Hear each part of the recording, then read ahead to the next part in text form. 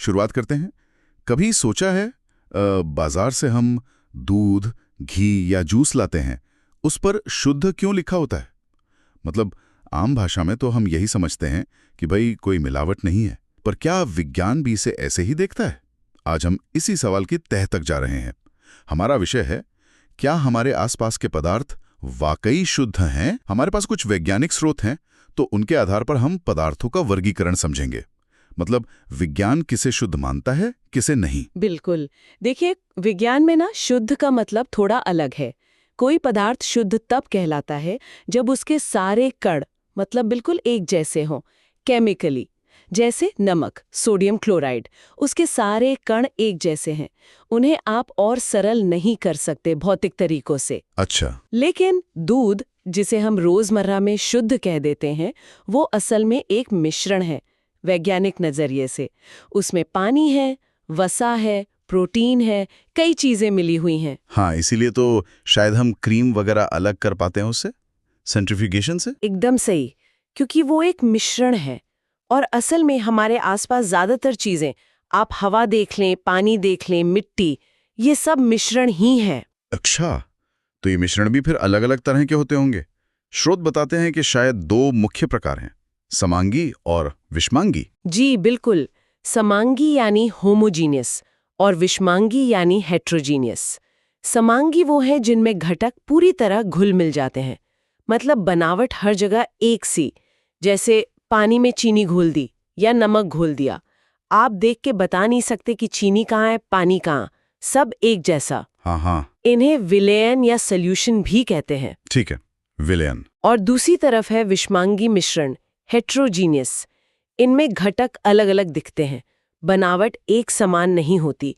जैसे पानी में तेल डाल दें या मान लीजिए रेत और लोहे का बुरादा मिला दें। हाँ, वो तो साफ पता चलता है। बिल्कुल, आपको साफ दिखेगा कि क्या क्या मिला हुआ है। अच्छा, ये जो विलयन की बात की आपने, क्या ये हमेशा लिक्विड मतलब तरल ही होते हैं? मैंने सुना है हवा भी एक तरह का विलयन है। हाँ, ये बहुत दिलचस्प बात है। विलयन सिर्फ तरल नहीं होते, ठोस भी हो सकते हैं। जैसे पीतल, वो जिंक और कॉपर का ठोस विलयन है, एक मिश्र धातु। अरे वाह। और गैस भी हो सकते हैं, जैसे हवा। हवा में मुख्य रूप से नाइट्रोजन है, ऑक्सीजन है, पर वो इतनी अच्छी तरह मिली है कि हमें अलग अलग महसूस नहीं होती। सही। तो विलयन में होता ये है कि एक घटक ज्यादा मात्रा में होता है, उसे विलायक सॉल्वेंट कहते हैं। ठीक है। और दूसरा जो कम मात्रा में होता है और घुलता है, उसे विलेय सॉल्यूट कहते हैं। अच्छा। और विलयन के कण बहुत ही छोटे होते हैं, इतने छोटे कि हम देख नहीं सकते, लगभग 1 नैनोमीटर। और वो प्रकाश को फैलाते भी नहीं, आप उन्हें छान कर भी अलग नहीं कर सकते। समझ गया। तो ये तो हुए विलयन। हाँ। पर वो जो दूसरे थे विषमांगी वाले, जिनमें कण दिखते हैं, हाँ। उनके भी प्रकार थे शायद। हाँ, विषमांगी में भी 2 और प्रकार समझना जरूरी है। एक है निलंबन सस्पेंशन और दूसरा है कोलॉइड कोलॉइड। निलंबन सस्पेंशन। ये कैसा होता है? निलंबन में ठोस कण तरल में घुलते नहीं, बस तैरते रहते हैं। जैसे पानी में चॉक पाउडर मिला दें या आटा। हाँ थोड़ी देर छोड़ देंगे तो कण नीचे बैठ जाते हैं। हाँ हाँ, देखा है। इनके कण थोड़े बड़े होते हैं, तो आप उन्हें आंखों से देख सकते हैं, और ये प्रकाश के रास्ते को धुंधला कर देते हैं। अच्छा, और इन्हें छानकर आसानी से अलग किया जा सकता है। ठीक है, ये हुआ निलंबन।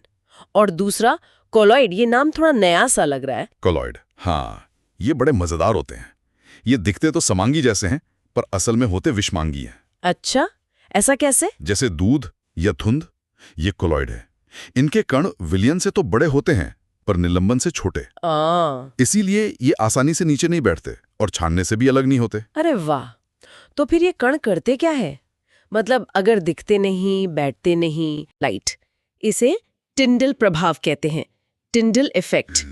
टिंडल प्रभाव, ये कहाँ देखने को मिलता है? कभी आपने घने जंगल में पेड़ों के बीच से आती सूरज की रोशनी की किरणें देखी हैं? या किसी धूल भरे कमरे में रोशनदान से आती हुई लाइट की बीम? हाँ हाँ, देखिए, उसमें धूल के कण नाचते हुए दिखते हैं। बिल्कुल, वो टिंडल प्रभावी है। वो कोलॉइड कणों की वजह से ही प्रकाश का रास्ता दिखने लगता है, और इन्हें अलग करने के लिए छानना काम नहीं करता। उसके लिए अपकेंद्रण जैसी खास तकनीक लगती है, सेंट्रीफ्यूगेशन, जैसे दूध से क्रीम निकालने के लिए करते हैं। कमाल है। तो मतलब मिश्रणों की दुनिया तो काफी बड़ी है। विलयन, निलंबन, कोलॉइड, चलिए अब वापस शुरुआती बात पर आते हैं, शुद्ध पदार्थ। विज्ञान की नजर में असली शुद्ध कौन है? स्रोत क्या बताते हैं? हाँ, तो वैज्ञानिक परिभाषा वाले जो शुद्ध पदार्थ है वो भी दो तरह के होते हैं। एक होते हैं तत्व यानी एलिमेंट्स, और दूसरे यौगिक यानी कंपाउंड्स। तत्व, एलिमेंट्स, मतलब सबसे बेसिक। एकदम सही।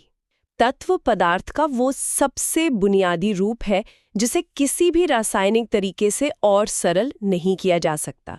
वो जैसा है वैसा ही है, जैसे लोहा, सोना, ऑक्सीजन, हाइड्रोजन, ये सब तत्व हैं।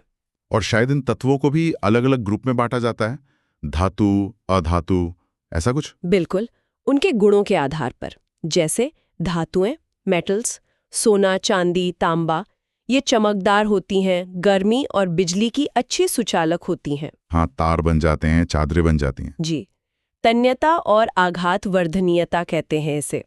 फिर होती हैं अधातुएं, non metals, oxygen, carbon, sulphur. ये ज्यादातर चमकदार नहीं होती, बिजली गर्मी की कुचालक होती हैं। और कुछ बीच के भी होते हैं जिनमें दोनों के गुण होते हैं थोड़े थोड़े, उन्हें उपधातु कहते हैं, जैसे सिलिकॉन। समझ गया। तो तत्व हो गए सबसे बुनियादी, फिर यौगिक क्या हुए? कंपाउंड्स। यौगिक तब बनते हैं जब दो या दो से ज्यादा तत्व एक फिक्स्ड रेशो में, एक निश्चित अनुपात में रासायनिक तौर पर जुड़ते हैं, केमिकली कंबाइन होते हैं। जैसे पानी, H2O, हमेशा हाइड्रोजन के 2 परमाणु और ऑक्सीजन का 1। ठीक। या नमक, NaCl, सोडियम और क्लोरीन। और सबसे खास बात यह है कि यौगिक के जो गुण होते हैं ना, वो उसे बनाने वाले तत्वों से बिल्कुल अलग होते हैं। अच्छा। मतलब, कोई उदाहरण देंगी? बिल्कुल। सोचिए, हाइड्रोजन गैस खुद जलती है, ऑक्सीजन गैस जलने में मदद करती है ना? हाँ। पर इन दोनों से मिलकर जो यौगिक बना, यानी पानी, H2O, वो क्या करता है? आग बुझाता है। गुण बिल्कुल बदल गए। अरे हाँ, ये तो बिल्कुल उल्टा हो गया। जी, जबकि मिश्रण में ऐसा नहीं होता। मिश्रण में तो घटक अपने अपने गुण बनाए रखते हैं। जैसे नमक और रेत मिला दें तो नमक नमकीन ही रहेगा, रेत रेतीली रहेगी। सही बात है। और यौगिक को उसके तत्वों में तोड़ने के लिए भी आपको रासायनिक या वैद्युत रासायनिक तरीके ही अपनाने पड़ते हैं।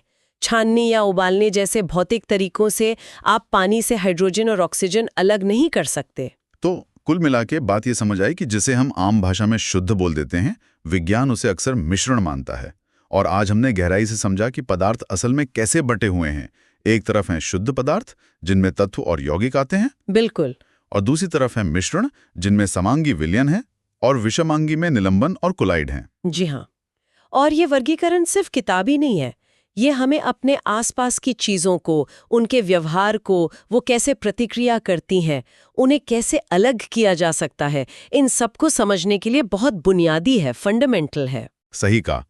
अफा, तो जाते जाते एक सवाल श्रोताओं के लिए छोड़ जाते हैं।